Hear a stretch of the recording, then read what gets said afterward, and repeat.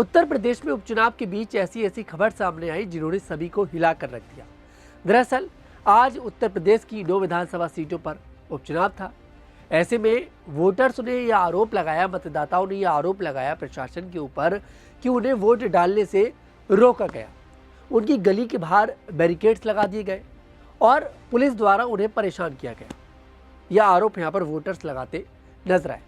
हम इसका वीडियो भी आपको दिखाएंगे कि आखिरकार वहाँ के वोटर्स क्या कह रहे थे। दरअसल समाजवादी पार्टी ने यहाँ पर ये दरख्वास्त करी थी इलेक्शन कमीशन से कि पुलिस के द्वारा, किसी भी पुलिसकर्मी के द्वारा वोटर्स का आईडी कार्ड चेक ना करा जाए। यह अधिकार सिर्फ और सिर्फ यहाँ पर इलेक्शन कमीशन के पास है और जो पार्टी के एजेंट वहाँ पर बैठे हैं उनके पास है।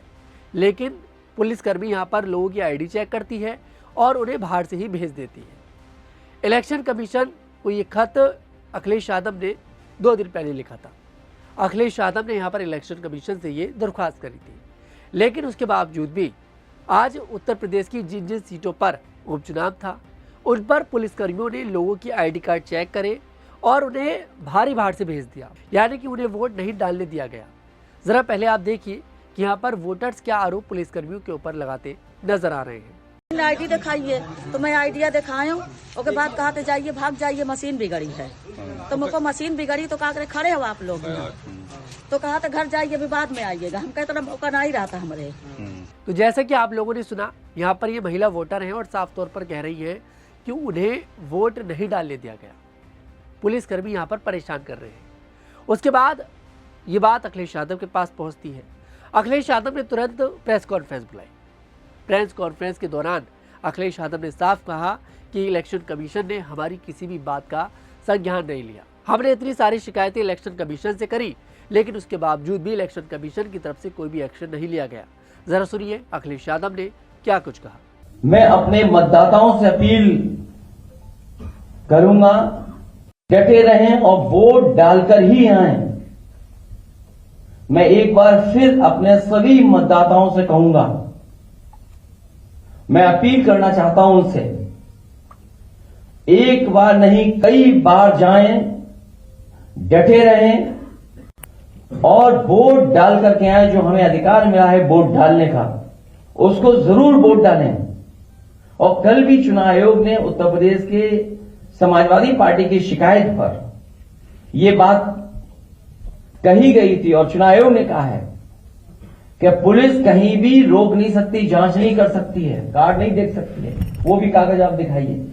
तो जैसा कि आप लोगों ने सुना कि अखिलेश यादव ने यहाँ पर इलेक्शन कमीशन ने जो यहाँ पर एक्शन नहीं लिया था उस पर आरोप लगाया और कहा कि इलेक्शन कमीशन की तरफ से कोई एक्शन नहीं हुआ। लेकिन देखिए, इलेक्शन कमीशन की तरफ से यहाँ पर एक्शन लिया गया अखिलेश यादव की प्रेस कॉन्फ्रेंस के बाद। इलेक्शन कमीशन ने उत्तर प्रदेश में इस उपचुनाव में 7 पुलिसकर्मियों को सस्पेंड कर दिया।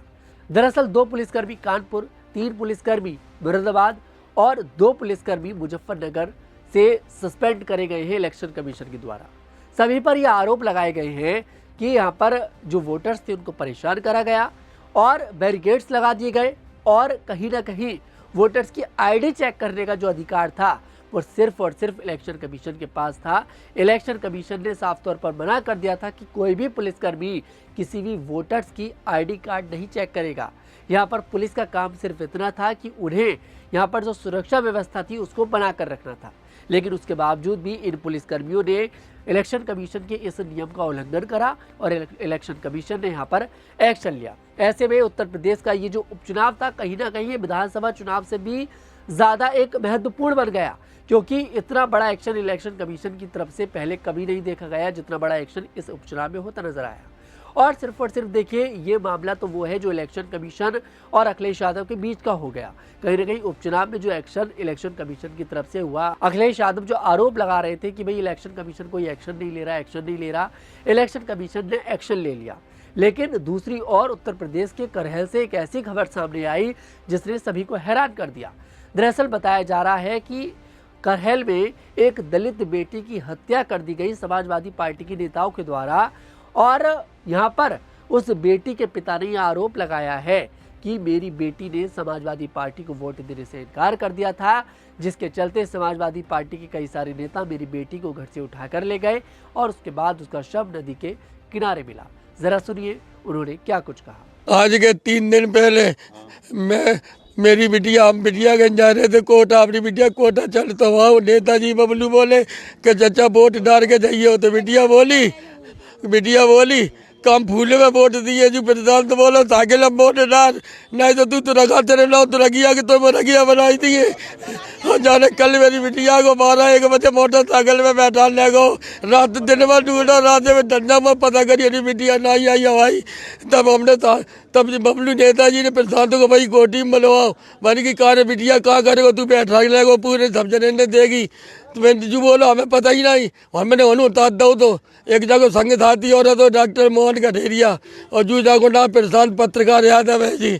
तो जैसे कि आप लोगों ने सुना, उस दलित बेटी का पिता यहाँ पर समाजवादी पार्टी के कई सारे नेताओं पर आरोप लगाते नजर आ रहे हैं। खैर, उत्तर प्रदेश का ये उपचुनाव था, 9 सीटों पर उपचुनाव हुआ, लेकिन उपचुनाव से ज्यादा जिस तरह की हिंसा जैसी खबरें उत्तर प्रदेश से जो सामने आई, इन्होंने सभी को हैरान कर दिया। जनता हैरान हो गई, उत्तर प्रदेश में इलेक्शन कमीशन हैरान हो गया, उत्तर प्रदेश सरकार हैरान हो गई। और सबसे ज्यादा हैरानी की बात यह है कि आखिरकार उत्तर प्रदेश प्रशासन ने वोटर्स के साथ ऐसा क्यों करा। आखिरकार उत्तर प्रदेश प्रशासन ने उत्तर प्रदेश में वोटर्स को वोट डालने से क्यों रोका। आखिरकार उनकी गली के बाहर क्यों बैरिकेड्स लगा दिए गए। कई सारे सवाल हैं और इन सभी सवालों के जवाब इलेक्शन कमीशन के पास है। इलेक्शन कमीशन इस पूरे मामले में जांच कर रहा है और जितने भी पुलिसकर्मियों को सस्पेंड करा गया है उनसे पूछताछ चल रही है। खैर, इस पर क्या आपकी राय है कमेंट सेक्शन में जरूर बताइएगा। मैं तनुज दीक्षित आपसे फिर मुलाकात करूंगा। अभी के लिए मुझे इजाजत दें।